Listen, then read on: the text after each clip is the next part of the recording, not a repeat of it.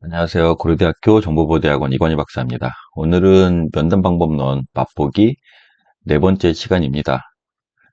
이번 시간에는 저희가 뭘 할 거냐면 리드 테크닉에 대해 설명을 드릴 거예요. 리드 테크닉. 요거는 이제 일종의 그 테크닉입니다. 그러니까 어떻게 보면 일종의 이제 기법 또는 뭐 이런 것을 얘기하는 건데요. 대단한 이론에서 발생된 건 아니고, 이제 실무자들이 이렇게 하니까 이 사람이 이렇게 대답하더라. 또는 상대방이 이러이러한 반응을 보였을 때, 이건 약간 거짓말 같더라. 이런 여러 가지 자료들을 귀납적으로 이제 검토를 해서요. 거기에서 이제 또 일반화 시켜서 이제 어떤 기법을 개발한 거예요. 근데 이 친구는 이 테크닉, 리드 테크닉이라는 친구는 자백을 획득하는 걸 목적으로 합니다. 그러다 보니까 당연히 범행을 저질렀던 용의자 내지 피의자를 대상으로 한다는 걸 여러분이 일단 알고 계셔야 돼요. 그러면 지금 제가 설명을 드릴 리드 테크닉은 여러 가지 면담과 분석의 종류 중에 어느 위치를 차지하고 있는가를 여러분이 좀 아실 필요가 있습니다. 일단 수사 면담은 일종의 인터뷰죠. 인터뷰인데 여기에는 자백을 획득하기 위한 목표를 가지고 있는 기법이 하나 있고요.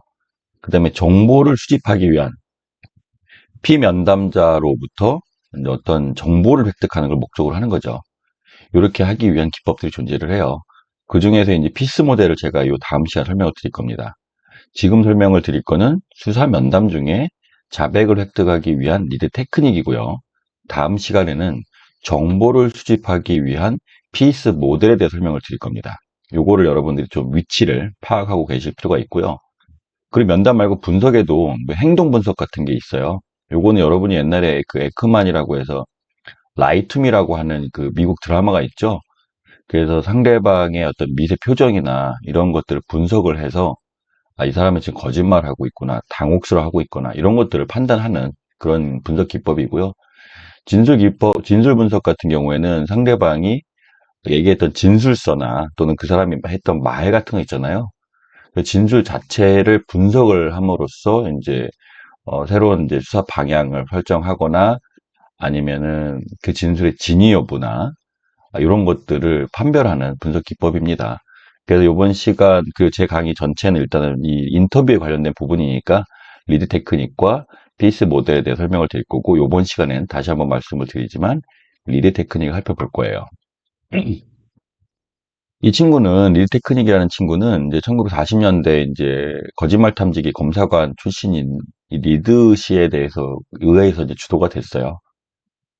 이게 이제 개인적인 경험에서 끝냈던 것은 아니고 이 사람이 다양한 연구소 같은 것도 차려가지고 많은 이 데이터를 축적을 해서 이 기법을 개발을 했고 이거를 이제 미국에 있는 수사관들에게 전파를 했던 그런 테크닉입니다. 다시 한번 말씀드리지만 자백을 획득하는 거예요. 그래서 범죄 혐의를 입증하는 것을 이 면담 자체의 목적으로 합니다. 그리고 이거는 본격적인 신문 자체에 들어가는 것이 아니고요. 그 신문을 하기 전 단계에서의 어떤 단계를 가지고 있어요. 보통은 이제 보통 어떤 이제 초보적인 수사관들이나 그다음에 면담자나 그리고 이제 감사자들은요. 면담을 할 때 그냥 본론부터 들어가는 경우가 있는데 그런 경우는 대단히 이제 초보적인 방법이죠. 그게 아니라 이제 그 전에 분명히 뭐 우리가 여러분들이 혹시 라포를 형성한다 뭐 이런 말들도 들어보셨겠지만 상대방이 어떤 당혹감이나 이런 것들도 저희가 줄일 필요가 있고 그리고 상대방이 혐의가 있거나 없거나 떠나가지고 내 조사의 목적이 뭔지도 알 필요가 있고요. 여러 가지 이제 본격적 신문에 앞서서 여러 가지 이제 기초 준비 단계가 필요합니다. 그 리드 테크닉 역시 그러한 이제 본격적 신문에 앞서서 이제 사용되는 기법이고 이 기법 자체는 용의자가 과연 진실한 사람인지 거짓을 말하는 사람인지를 가늠하기 위해서 사용이 돼요. 리드 테크닉에 사용되는 면담 질문이 총 16개로 구성이 되는데 뭐 이런 건 예시로 들었지만 이걸 여러분이 지금 상세하게 아실 필요는 없고요. 그러니까 예시로만 말씀을 드릴게요. 예를 들어서 태도에 관련된 것들을 판단하기 위한 질문입니다. 상대방이 예를 들어서 지금 조사를 받으러 여기 출석하셨는데 조사를 받는 기분이 어때요? 라고 이제 사전 질문을 하게 되면 부정적으로 상대방이 반응을 하는 경우에는 통상 거짓이더라. 그리고 이 사람이 되게 좀 호의적일 수도 있고 덜 부정적인 태도이더라라고 하면 뭐 진실하더라. 이런 것들을 판단하겠다는 겁니다.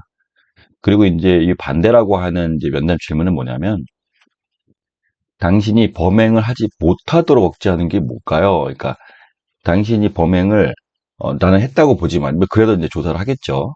근데 당신이 이러한 범행을 하지 못하도록 억제하는 것 그게 뭐라고 묻는 경우에요. 만약에 그건 범죄니까요 라고 해서 자기 자신을 이 주어로 두지 않고 일반적인 제3자를 중심으로 해서 범죄니까 일반적으로 아무도 안 하지 않느냐 라는 대답을 했다면은 이 사람은 거짓일 가능성이 크다라는 거예요. 그 반대로 나를 중심으로 해서 나는요 그 범행을 안 해요. 왜? 나는 범죄자가 아니니까요. 라고 말을 했다면 이건 진실 가능성이 있더라. 이건 이제 예시입니다. 그래서 면담 질문은 총 16개로 구성이 되는데 그중에서 이러한 태도나 반대적인 질문을 함으로써 상대방의 진위 여부를 판별하겠다. 요걸 이제 예시로만 여러분이 알고 계시면 되고요. 그럼 본격적으로 리드 테크닉에 대한 이제 그 면담 방법에 들어갈 거예요. 여기는 통상 9단계로 나누어지고 이번 슬라이드에서는 전체 흐름에 대해서만 여러분이 보시면 되고 구체적인 내용을 이해할 필요는 없어요. 왜냐하면 제가 다음 슬라이드부터 1번부터 9번까지 설명을 드릴 겁니다. 다만 그 전체적인 과정을 한번 보시면 단정적 대면은 뭐냐면 나는 이 조사를 하는 면담을 하기 위해서 앞에 앉아있는 나는 네가 범인이라는 걸 알아. 나는 네가 범인이라고 확신해. 라고 이야기하는 단계예요. 그래서 일단 기준점을 너는 범죄자야 라고 말하는 거죠. 이걸 단정적 대면이라 얘기를 하고요. 신문 화제의 전개는 뭐냐면 네가 범행을 한 건 맞아. 맞는데 말이지. 누구라도 그럴 수 있었던 것 같아. 뭐 너가 나쁜 놈이어서가 아니라 그게 네가 화가 날 수도 있고 그리고 뭐 돈이 너무 쪼달려서 그럴 수도 있고 이런 거 이해해. 이런 식으로 해서 네가 범행을 했다라는 것을 전제로 해서 그 범행 자체를 할 수밖에 없었던 그런 이유들을 어, 대신 얘기해 주는 거예요. 그러면 거기서 뭔가 반응이 오겠다는 거죠. 그게 이제 신문 화제 전개고 부인 관리는 뭐냐면 상대방이 범행 자체를 아예 부인하는 경우예요. 나는 그런 범죄자가 아닌데요. 안 했는데요. 라고 했을 때 과연 수사관은 또는 면담자는 어떻게 해야 되느냐? 이런 걸 얘기하는 거고 반론 극복은 이 2단계에서 이제 신문화제 전개를 했잖아요. 당신은 범죄를 한 게 맞는데 그 이유에 대해서만 나는 되게 궁금하다. 그래서 혹시 네가 돈이 없어서 그런 것이거나 아니면 화가 나서 그런 것 아니냐라고 얘기를 했을 때 그 화가 나서 그런 게 아닌데요. 그리고 저는 돈이 없지 않은데요. 이런 얘기를 했을 때 거기에 대한 걸 우리는 반론이라고 얘기하고요. 그랬을 때 수사관님과 면담자는 어떻게 대응할 것이냐라는 게 반론 극복 단계예요. 그리고 주의 환기와 유지는 뭐냐면 상대방이 이제 면담자에게 저항하는 거죠. 조사를 받다가 면담을 받다 보니까 스트레스 받겠죠. 그러면서 이제 이 심리적으로 위축도 되고 아예 이 면담 자체를 거부한다든지 이런 식으로 저항했을 때 과연 어떻게 대응을 해야 되느냐 그런 부분이고 수동적 분위기 관리는 뭐냐면 상대방이 일단은 자기가 범행을 했다고 이제 생각을 하고 부인할 수도 있고 막 그렇게 할 수도 있지만 나중에는 이렇게 조사를 하다 봤다가 보니까 이제 포기를 하고 어느 정도 이 면담자의 어떤 그 질문에 순응하기 시작한 단계가 올 때가 있다는 거죠. 그랬을 때 과연 그걸 어떻게 전환을 하고 대응할 것인가 이런 부분이고 태길적 질문은 뭐냐면 상대방이 이제 어, 이 범행을 부인하거나 뭐 또 반론을 제기하거나 뭐 이런 식으로 계속 가고 있을 때 질문의 형태를요 두 가지 중에 하나를 선택하도록 던지는 거예요. 대신에 너 범행을 했어? 범행을 안 했어라는 식이 아니라 어떤 것을 선택하더라도 범행을 시인하는 것 쪽으로 가게 만드는 거죠. 예를 들어 너 그걸 훔쳤어, 훔치지 않았어가 아니라 너 그 사람을 죽일 때 칼을 썼어 아니면은 뭐 방망이를 썼어 이런 식이죠. 칼을 쓰던 방망이를 쓰던 일단 죽이는 건 맞잖아요. 그죠? 그래서 그런 식으로 태기령 질문을 제시를 함으로써 좌우당간 이 사람은 범행을 했지만 그걸 좀 더 구체적인 상황으로 할 것만 유도해 나가는 이런 방식이고요. 그리고 나서 이제 세부 사항 청취는 뭐냐면 이런 단계를 쭉 진행하다가 이 사람이 내가 모든 범행을 했어요라고 자백하진 않지만 부분에 대해서 시인했을 때 방금 제가 말씀드린 것처럼 태길형 질문을 던졌는데 방망이에요라고 대답했어요. 그럼 이 사람은 내가 전체적으로 범행을 했다고 자백한 상태는 아니지만 죽였든 죽이지 않았든 상관없어요. 이 사람이 방망이를 내가 그때 썼다라는 측면이 있잖아요. 이거는 일종의 하나의 객관적인 상황에 대해 시인한 부분이라는 거죠. 그랬을 때 요 시인을 하나를 물꼬를 가지고 와서 구체적인 상황을 진술할 수 있도록 유도하는 것을 얘기합니다. 그리고 나서 이 사람이 결국 세부 사항을 청취함으로써 일반적으로 아 맞아요 다 포기하고 제가 이제 그 범행을 한 게 맞아요라고 했을 때 그때 이제 그 자백을 관리를 해서 일종의 굳히기 작업을 하는 거예요. 요거는 이제 사람이 말을 바꿀 수도 있고 뭐 나중에 더 부인할 수도 있고 그러잖아요. 그렇기 때문에 그런 굳히기 작업을 우리가 자백 관리라고 합니다. 그래서 일단은 이렇게 간단하게 이제 9단계 설명을 드렸고 다음 단계부터 세부적으로 들어갈게요. 1단계부터 갑니다. 단정적 대면은 이 면담자가 자체가 아, 나는 당신이 범행을 한지 안 했는지 나 잘 몰라요 라는 태도가 아니고요. 야, 우리가 이 수사를 그냥 한 게 아니야. 이 여러 가지 정보들도 내가 수집을 하고 말이지. 그리고 이 많은 이제 사람 목격자들을 조사를 해봤는데 그거 보니까 난 네가 범인인 게 확실한데? 라는 측면으로 접근한다는 겁니다. 그래서 이렇게 상대방을 일단 기선제압을 하는 거예요. 응? 그 상대방 입장에서 엄청 위축되겠죠. 그래서 그러한 것을 이제 노리고 이제 진행을 하는 것을 단정적 대면이라고 합니다. 그 요거죠. 야, 우리가 이렇게 조사했는데 네가 범인이 맞아. 근데 다만 네가 범인이 틀리다 맞다 이게 아니라 맞지만 우리가 궁금한 거는 왜 네가 그 사람을 죽였는지가 궁금할 뿐이야. 그리고 도대체 네가 왜 그 돈을 횡령했는지가 궁금할 뿐이야. 라고 해서 결론을 던져주고 그 과정에 대해서 내가 궁금하더라. 이런 식으로 해서 전환 진술이라고 합니다. 이런 걸요. 그렇게 이야기를 하는 방법이 있고요. 통상 이제 이걸 보시면 사건과 연관 없는 수사 기록 또는 서류 뭉치를 조사실에 비치하는 등의 어떤 수법을 쓰기도 해요.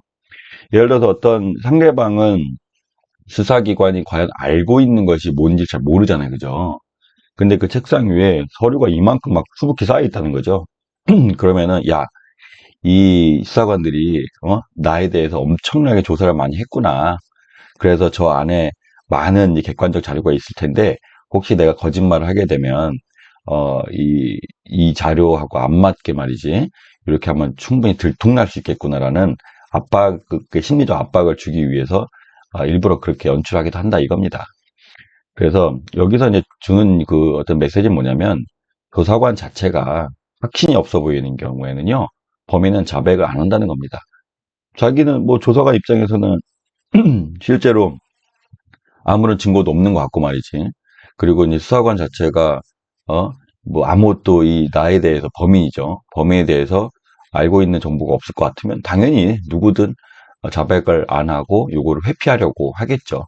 그런 측면에서 이제 1단계는 그렇게 의미를 부여할 수 있습니다.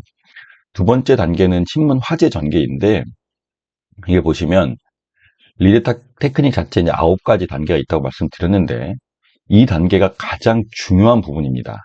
가장 중요한 부분이에요. 요거는 어떻게 보면은 내용 자체를 조금 더 구체화시켜가는 방법을 가지고 있는 물꼬를 트는 단계라는 거죠. 앞서서는 그냥 나는 네가 범인인 게 맞아라고 이제 시작만 했다고 치면 신문 화제를 어떻게 전개하느냐에 따라서 실제로 상대방의 자백을 이끌어내거나 이끌어내지 못하는 어떤 중요한 어떤 신호탄이 된다 이 말이에요.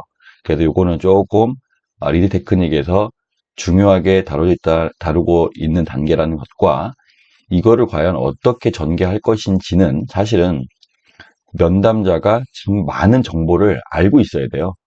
그리고 충분한 가설을 형성해내야 된다는 거죠. 저 사람이 범행을 했어, 살인을 했어. 근데 살해를 한 것과 관련된 많은 가설들을 내가 설정했을 수도 있고, 거기에와 관련된 많은 기초 자료들을 확보했을 수가 있잖아요. 그거를 이용을 해가지고 전혀 뜬금없는 질문을 했을 때는 범인도 이게 뭐지? 왜 나를 시험하나? 이렇게 할 수 있잖아요. 그렇기 때문에 어느 정도 객관적인 것들을 하나 던져주면서 상대방에게 화제를 전개해 나가야 될 필요가 있다는 겁니다. 이 중요한 내용은 뭐냐면 앞서 설명드렸지만 네가 범행한 건 맞으나 왜 죽였어? 그게 궁금한 거야 그냥. 그리고 그래 네가 죽였어 그 왜라는 걸 우리가 알았을 때 말이지 충분히 공감할 수 있어. 누구라도 너가 아닌 다른 사람도 아마 그렇게 했을 거야 라고 하면서 상대방의 어떤 도덕감 있잖아요. 그런 걸 좀 떨군다는 겁니다. 떨궈주고 비난 가능성을 낮춰주는 거예요. 그래서 범행에 대한 도덕적 비난 가능성을 낮춰주거나 해당 사건과의 연관성을 부각을 시킬 수 있는 이야기거리를 제공해내는 거예요. 너 그때 그래서 거기 간 거잖아. 너 그 사람을 만날 때 이게 지금 너 나름대로는 뭔가 설명하려고 만났잖아. 너 애초에 그 사람을 죽일 때 뭐 죽이러 간 게 아니잖아. 그냥 단지 화해를 하러 간 거잖아. 이런 식의.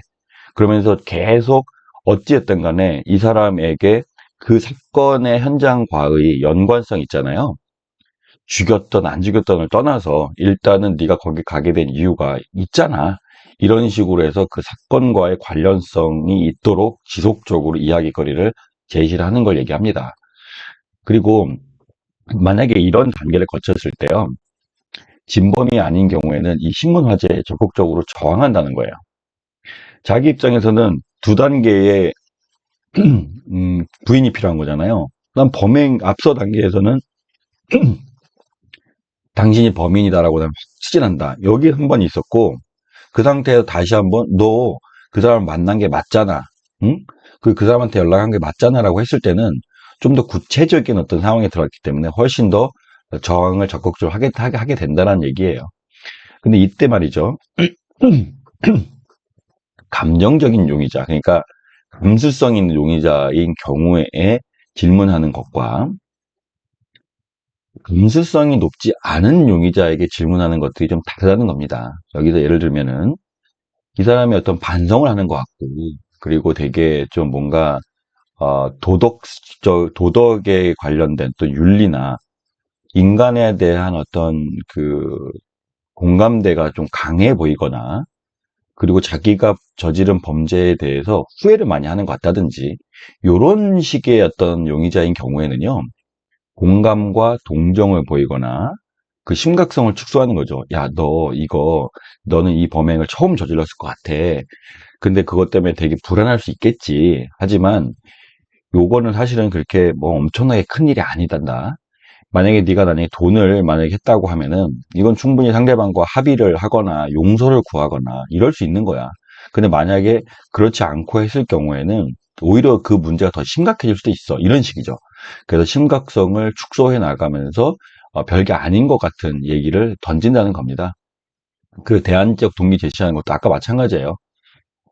야, 이거 네가 그렇게 착하게 보이고 예를 들어서 성실하게 가장 생활을 했는데 네가 갑자기 그 사람을 강간했을 리는 없어. 충분히 뭐 그 사람과 어떤 호감을 보였으니까 네가 그렇게 처음에 접근하지 않았겠니? 라는 식으로 네가 범행을 했던 것이 아주 나쁜 의도에서가 아니라 뭔가 이유가 있었기 때문에 그렇게 범행을 한 거라고 한다는 대안적 동기들을 제시해 준다는 거예요. 그러니 그렇지 않은 경우, 이게 되게 냉정하거나 뭐 이런 사람일 수 있죠. 그리고 이제 뭐 그 범행에 대해 뻔뻔할 수도 있는 거고, 뭐 이런 건 보면 안다는 거예요. 리드 테크닉을 했던 면담자들 입장에서는 이걸 충분히 고려할 수 있다는 거죠. 그러한 경우에는 일단은 아까 말씀드린 것처럼 일단 범죄와 연관시켜야 된다는 겁니다. 범죄 자체를 네가 거기에 갔어 안 갔어가 아니고요. 너 거기 간 거잖아. 그리고 네가 만나게 된 게 전화부터 한 거잖아. 그래서 일단은 그 범행 장소와 범행 시간, 그리고 그 관련된 어떤 현상과 여기에 대해서 일단 끌고 들어가는 거예요. 물고 들어간다는 얘기입니다. 그리고 하나의 거짓말을 다른 부분과 연계하기. A라는 거짓말을 했다고 치면 네가 말한 것이 있잖아. 그때 당시에 네 통화 기록을 보면은 그 위치에 있었다는 건데, 네 말이 안 맞는데? 이런 식으로 하면서 상대방이 거짓말하고 있다는 사실과, 그리고 우리 수사관과 면담자가 가지고 있는 사실과의 어떤 팩트가 다르다는 점을 계속 강조해 나가면서 화제를 계속 만들어 간다는 얘기입니다.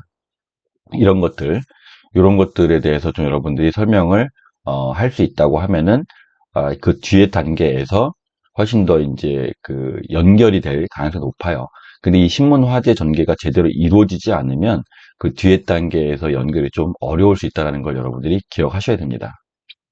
그러니 부인 관리예요. 만약에 앞서 얘기한 것처럼 여러 가지 신문 화제라고 하는 게 하나만 던지는 게 아닙니다. 여러 가지를 얘기하고 그다음에 상대방을 살피고 이런 과정이 있는 거죠. 그리고 났는데도 불구하고 범행 자체를 부인해요. 이걸 부인이라고 합니다. 그래서 범죄 자체를 부정하는 진술이나 행동은 부인이라고 얘기를 하는 거예요. 그리고 이 부인을 한 번 하기 시작하면 그 두 번째 부인은 훨씬 강화된다는 얘기예요. 그래서 부인을 강화한다는 겁니다. 예를 들어 볼게요. 이 사람이 결론적으로 부인 관리는 뭐냐면 더 이상의 부인을 하지 않도록 막는다는 겁니다. 예를 들어 이 사람이 하나의 부인을 했고 두 번째 부인을 했잖아요. 이 사람 입장에서는 여러 가지 측면이 있지만 일단 면담자 앞에서 내가 거짓말을 하는 게 들켰다는 거에 대해서 대단히 어떤 수치심을 갖고 있다는 거예요. 그래서 한 번 부인을 했는 거를 우리가 어느 정도로 이렇게 딱 제어를 하지 못하면 두 번째 부인을 하게 되고요. 두 번째 부인을 했을 때는 훨씬 더 두 가지 부인을 하고 강화된 상태이기 때문에 세 번째 부인은 훨씬 더 적극적으로 한다는 얘기입니다. 그래서 부인을 많이 하면 많이 할수록 점점 더 부인하고자 하는 욕구가 훨씬 더 강화되더라. 이런 걸 여러분이 알고 있어야 된다는 거죠. 그래서 부인을 해야 될 가능성을 줄여주는 것이 좋다라는 겁니다. 결론요. 그래서 부인할 기회를 많이 계속 놔두고 방치해 버리면은 이 사람이 나중에 언젠가는 자백을 하고 무너질 수 있는 확률을 줄인다. 이 얘기예요. 그래서 잘 보시면 단정적 대면 단계에서 만약에 부인을 하잖아요. 처음이 1단계에서 그러면 약한 부인은 일단 무시해서 넘어가요. 하지만 만약에 상대방이 말도 안 되는 소리 하지 마세요. 만약에 이런 식으로 강하게 이제 부인을 하게 되면 다시 한번 1단계를 강조한다는 얘기입니다. 당신이 그렇게 부인을 하지만 옆에 앞에 보이는 것처럼 우리는 이것 때문에 오랫동안 수사를 해왔고 이러한 많은 증거들이 당신이 범행을 했으면 가리키고 있다. 정신 똑바로 차려라고 이제 강조해 준다는 얘기입니다. 그래서 그렇게 얘기하는 거고요. 그리고 신문 화제 전개 단계. 일단 단정적 다면을 들어가고 나서 여러 가지의 어떤 질문들이 이제 계속 있을 거잖아요. 그죠? 그리고 그게 보통 네가 범행을 했어, 안 했어가 아니고요. 범행을 했는데 범행하고 관련된 여러 가지 주제들을 던진다는 얘기입니다. 화제를. 그랬는데 거기서 부인을 했어요. 그러면 여기서 부인을 하는 시점에서 저질한다는 얘기. 아니, 잠깐만 기다려 보세요.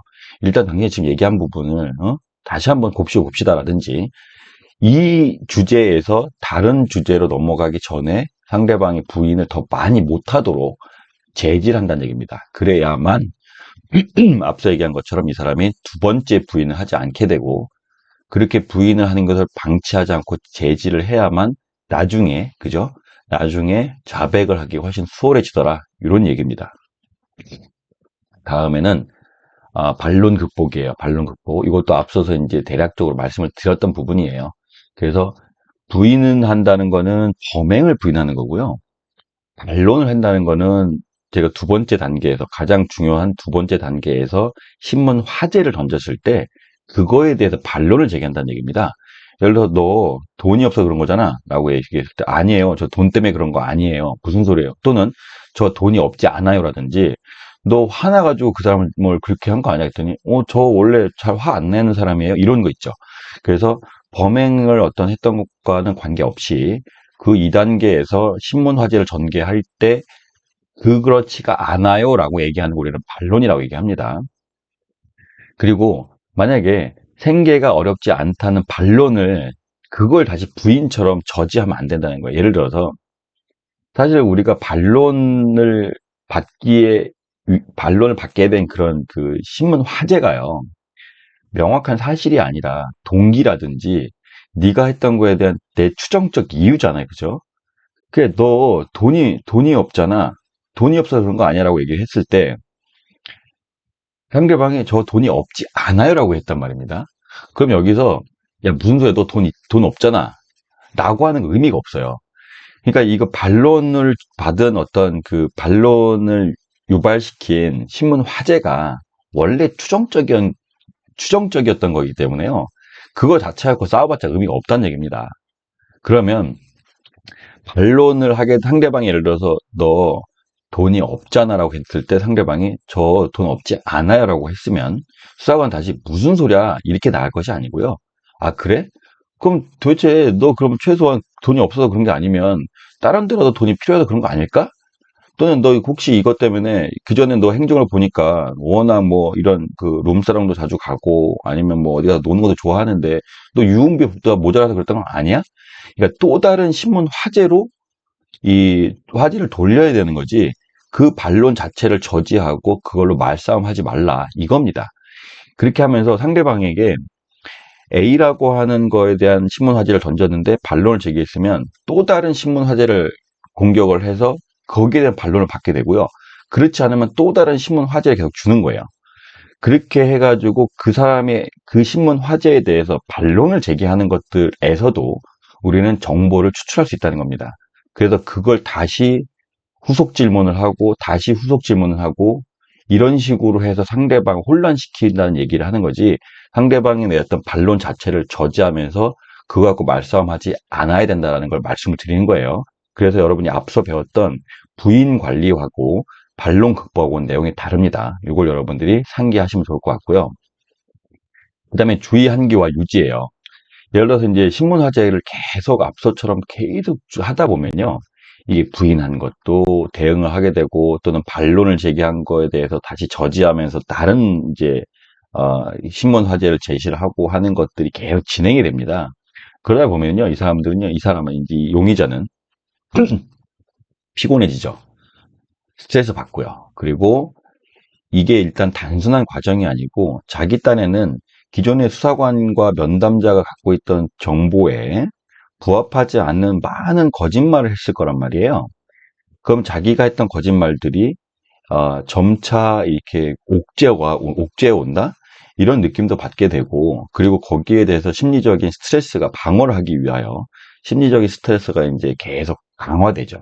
그러다 보면 침묵을 하거나 아예 시선을 회피하거나 뭐 눈을 감고 다른 데를 쳐다본다든지 뭐 다리를 꼰다든지 뭐 턱을 괴고 관심 없는 척을 한다든지 이런 식으로 징후를 보인다는 겁니다. 그러면 이때 요런 징후를 보일 때 이제 그 주의 환기나 유지를 통해서 이 사람의 맥락을 끊어준다는 얘기예요. 그래서 보시면 심리적 위축은 피조사자가 신문 화제 전개에 대응할 수 있는 마지막 수단이라는 겁니다. 계속 내가 이야기를 해봤자 거짓말이 들통날 것임을 어느 정도 알 수도 있어요. 그러다 보니까 앞서서는 지속적으로 내가 대화를 해 나가고 답변을 했는데 말이죠.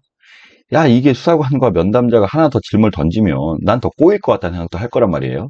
그럼 이때 이 사람은 짜증납니다. 그 왜 안 믿어줍니까? 그 막 시선도 회피하고 또 다른 어떤 징후를 보이게 된다는 겁니다. 그럼 그 얘기는 뭐냐면 신문 화제 전개에 직접적으로 말을 통해서 대응할 수 있는 마지막 수단이 이런 징후라는 거예요.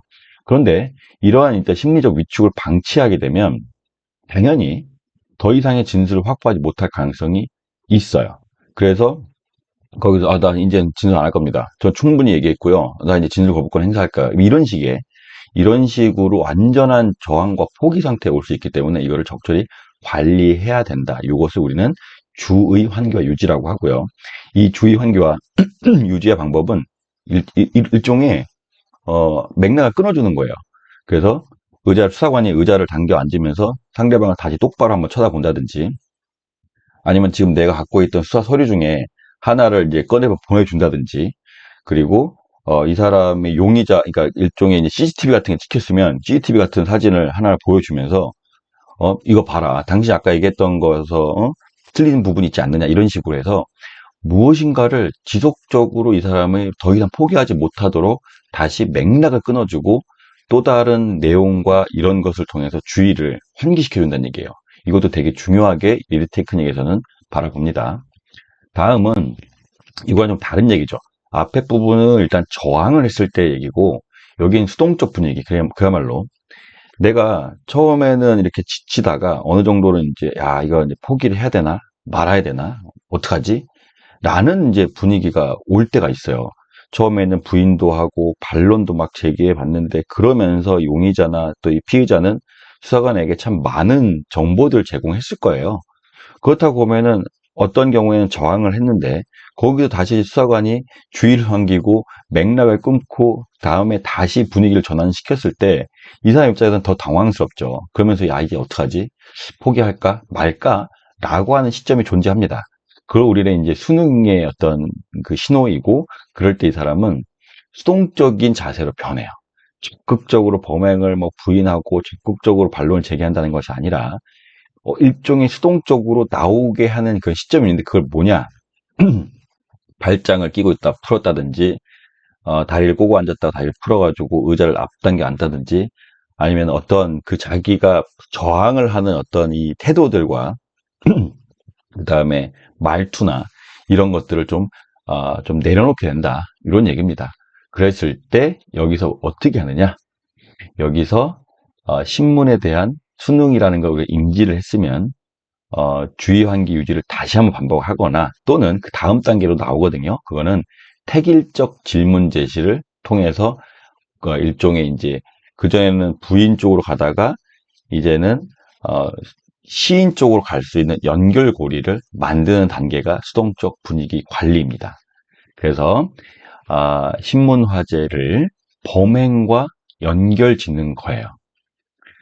앞서 예를 들어서 당신이 거기 간 곳이 맞잖아요 라는 어떤 그 신문 화제를 얘기했잖아요. 그런 것들이 계속 논박이 오고 가다가, 그게 좋아요. 당신이 거기 간 것이 사실은 다른 일 때문에 간 건 아니잖아. 결국 그 사람 보러 간 게 맞잖아. 라고 하면서 결국은 당신이 그곳을 간 것은 일단 맞는데, 그곳을 간 이유가 당신은 원래는 다른 것이라고 했지만, 결국은 당신이 얘기했던 것이 앞뒤 말도 안 되니, 결국 다시 한번 보면 당신이 거기 간 곳이 결국은 그 피해자를 만나기 위해서 간 거잖아라는 식으로 범행의 어떤 사실과 연관 짓는 것이 수동적 분위기 관리의 핵심입니다. 그리고 이제 이때 시인 쪽으로 아예 이루어질 수 있는 이제 연결고리가 필요해요. 그게 택일형 질문 제시입니다. 여기서 이것도 되게 중요하죠. 당신 뭐 음료수 마실 거예요? 안 마실 거예요? 라고 묻는 게 아니죠. 보통 이것도 일반적으로 우리 면담이 뿐만 아니라 손님을 대행할 때도 필요해요. 손님이 뭐 왔으면 이 사람은 일단은 상대방이 나에게 무엇을 해준다는 거에 대한 미안함을 갖고 있을 수 있잖아요. 그렇기 때문에 뭐 음료수 드실 거예요? 안 드실 거예요? 라고 했을 때는 두 가지 선택지 중에 이 사람은 조금 그래 내가 음료수 먹고 싶지만, 아이 그 굳이 내가 뭐 하는데 저 사람을 불편하게 할 게 뭐가 있어라고 해서 아니에요 저 안 마실게요라고 할 수 있다는 거죠. 그럼 결국은 이거는 이 두 가지 선택지 중에서는 안 마실게요라고 하는 선택지로 갈 확률이 높죠. 분명히 있죠. 근데 그게 아니라 커피를 드실래요? 녹차를 드실래요?라고 했을 때는 이 사람 선택지는요. 커피, 녹차, 그리고 아니에요, 괜찮아요라는 세 가지 선택지 중에 아니요, 괜찮아요는 그 3분의 1의 선택지의 확률을 줄어들잖아요. 그렇기 때문에 당연히 마실 거지만 커피예요, 녹차요라고 얘기하는 것이 이 사람이 오히려 음료수를 먹을 가능성을 높여줍니다. 그 얘기입니다. 근데 이거는 커피예요, 녹차예요, 안 마실 거라고 묻는 게 아니라는 거예요. 그냥 커피예요? 녹차요라고 묻는 거라는 거죠. 그래서 범죄 혐의를 시인하는 결과가 나오는 것을 묻습니다. 그래서 범죄 혐의 자체를 묻는 게 아니에요. 당신 했어, 안 했어가 아니라 왜 했습니까? 그리고 도대체 어디로 들어갔습니까? 그리고 훔친 게 시계만 훔친 거예요? 아니면 목걸이도 훔친 거예요? 그 당신이 그때 했을 때 주먹으로 때린 거예요? 아니면 다른 뭐 도구를 쓴 거예요? 결국 어떤 선택을 하더라도 이 사람은 범행을 시인하는 결과가 나올 수 있는 질문을 던지는 걸 우리는 택일적 질문 제시라고 합니다. 그리고 나서는 이제 결국 이제 택일적 질문을 해서 이게 한마디로 상대방이 걸려들었다 치죠. 상대방이 걸려들면 일단은 이 사람 앞에서 전체 범행을 부인하기도 하고 어쨌든 그 반론을 계속 제기하고 나가다가 수능의 단계를 거쳐서 이 수사관이 한번 던졌던 이런 질문에서 물었죠. 한마디 물었다고 표현을 하죠. 아주 상스러운 말로. 두 개 중에 어떠한 답변을 하던 이 사람은 너는 범행과 관련이 있게 돼버린 거예요. 그럼 이 사람은 더 이상 그 뒤로 회귀할 수가 없는 상황이 와버립니다. 그럼 일단은 이거를 잠재적이거나 부분적으로 시인했다고 보는 거예요. 시인은 우리가 어드미션이라는 말을 쓰고 자백은 컨페션이라는 말을 쓰는데 일단 범죄 혐의에 대해서 야 명확하게 내가 범인입니다라고 하지 않았지만 뭐 약간 뭐 좀 범인인 것 같네 라든지 아니면은 일부 사실에 대해서 시인을 했다고 하는 걸 우리는 어드미션이라고 얘기를 해요. 그런데 반면에 범죄 혐의 전체를 맞아요, 나예요, 내가 한 게 맞습니다 라고 하고 전체의 어떤 질문 사항에 대해서 동의하는 거 우리는 자백이라고 합니다. 근데 지금은 우리가 얘기하고 있는 건 시인 단계예요. 상대방이 어떤 부분에 대해 시인을 했으면 이거를 우리는 결국 어디로 끌고 가야 되느냐? 자백으로 끌고 가는 단계를 세부사항 청취라고 합니다. 그럼 결국은 이 사람이 택일적 부분의 하나에 대해서 시인을 해버린 순간, 그러면, 아, 좋아요. 당신이 주먹으로 했다고 말씀드렸는데, 주먹으로 어떻게 했다는 거예요? 그리고 당신이 만약에 그때 만났다고 했다고 하잖아요. 그죠? 만났어요. 만났으면 무슨 얘기를 했는데요? 그리고 당신이 이제 목걸이까지 하지 않고, 당신이 시계만 훔쳤다고 했는데, 그때 시계를 도대체 어떻게 가져간 거예요? 이런 식으로 결국은 하나를 물었을 때 그 물게 된 것을 우리가 일단 가지고 온 다음에 그것과 연결이 되어 있는 전후 과정들에 대해서 지속적으로 이제 세부적으로 말을 할 수 있도록 유도해가지고 질문하는 단계를 이야기합니다. 그래서 이거를 강화라고 하죠. 강화. 첫 번째는 맞잖아요. 나도 그렇게 생각했어요. 당신이 그 사람이 원한 때문에 죽였다기보다도 그냥 너무 화가 난 환경 때문에 죽였을 거라고 생각했는데 역시 그랬군요. 라고 한번 상대방이 어떤 일부분에 대해 택일적 질문에 대해서 대답을 시인한 것들을 굳히기 작업을 해준다는 얘기입니다. 그리고 일반화는 뭐냐면 그게 좋아요. 당신이 일단은 그 상대방을 원한 관계가 아니라 화가 나서 죽였다고 하면 도대체 왜 화가 났는데요? 그때 상황에 대해 얘기해 보세요. 라고 하면서 아주 일부분으로부터 시작해서 전체로 흘러 들어가는 얘기를 할 수 있도록 유도를 합니다. 그리고 확증 단계는 뭐냐면 오로지 일반적으로 이 다른 이제 그 객관적인 증거들도 있었을 거예요. 분명히. 그렇지만 객관적인 증거와 증거 사이의 연결고리. 예를 들어서 칼이 저 위치에 있었는데 그 칼이 원래는 그 집에 없었던 칼로 보인단 말이에요. 그럼 도대체 이게 아무래도 범인이 그 칼을 갖고 갔을 수 있죠? 그럼 그 칼을 도대체 어디서 구입을 한 거냐? 또는 어디서 주웠느냐? 이런 오히려 이 수사관은 알 수 없지만 그 범인 자체, 오로지 범인만이 알 수 있는 그런 것들을 질문을 함으로써 대답을 얻잖아요.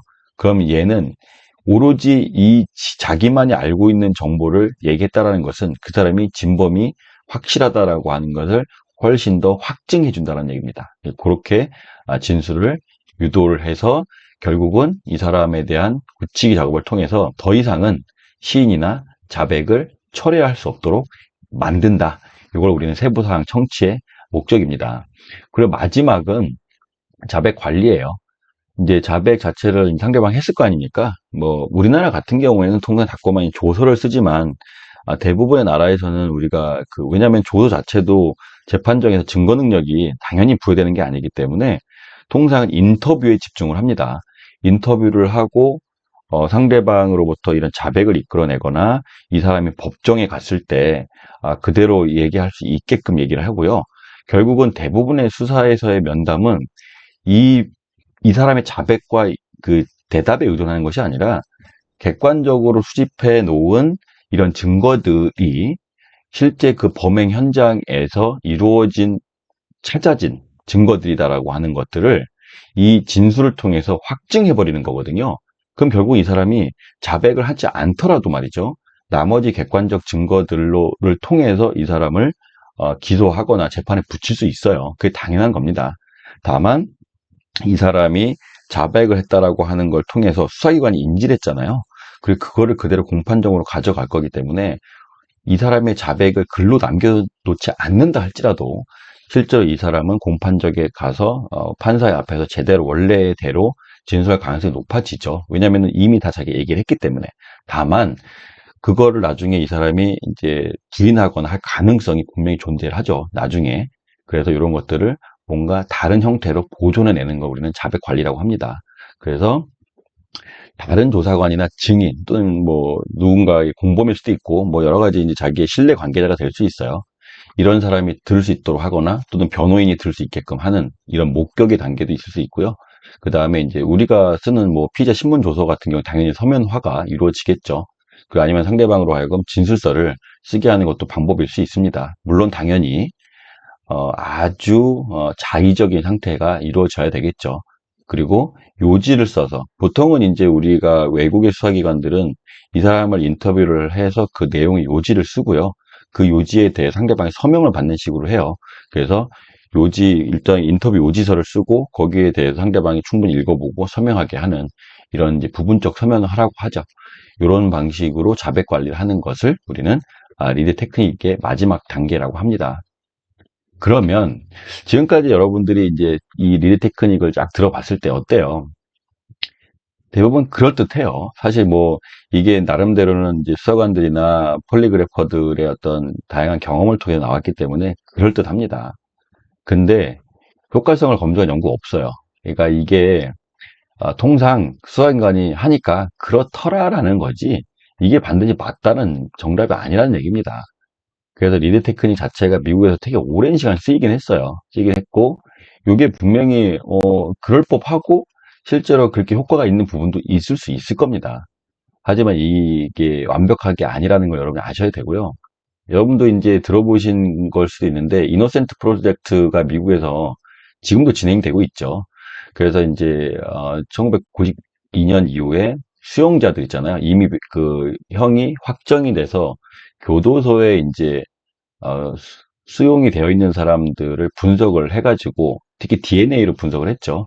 그래서 그 사람들이 DNA를 보니까 DNA 값이 아예 안 맞아서 많은 사람들이 이제 무죄 방면이 됐어요. 근데 그런 사람들의 이제 기존에 조사했던 내용을 보니 자백 획득형 면담 방법론을 통해서 조사가 됐더라라는 거죠. 그리고 이제 허위로 자백하게 된 것이 오심의 중요한 원인이었다는 것이 이건 연구 결과 밝혀진 겁니다. 그럼 결국은 그럴 법하다라는 걸 통해서 이런 사람들이 면담을 당했고, 그로부터 자백을 했고, 그리고 나서 이제 375명이 한 사람이 형이 확정됐는데, 나중에 DNA를 통해 보니까 이 사람들이 범인이 아니었다는 거죠. 그러면은 그럴듯한 것처럼 보이지만, 분명한 건 이러한 오류가 아주 많이 입증됐잖아요. 그렇다고 하면, 이거 잘 보시면 좋겠어요.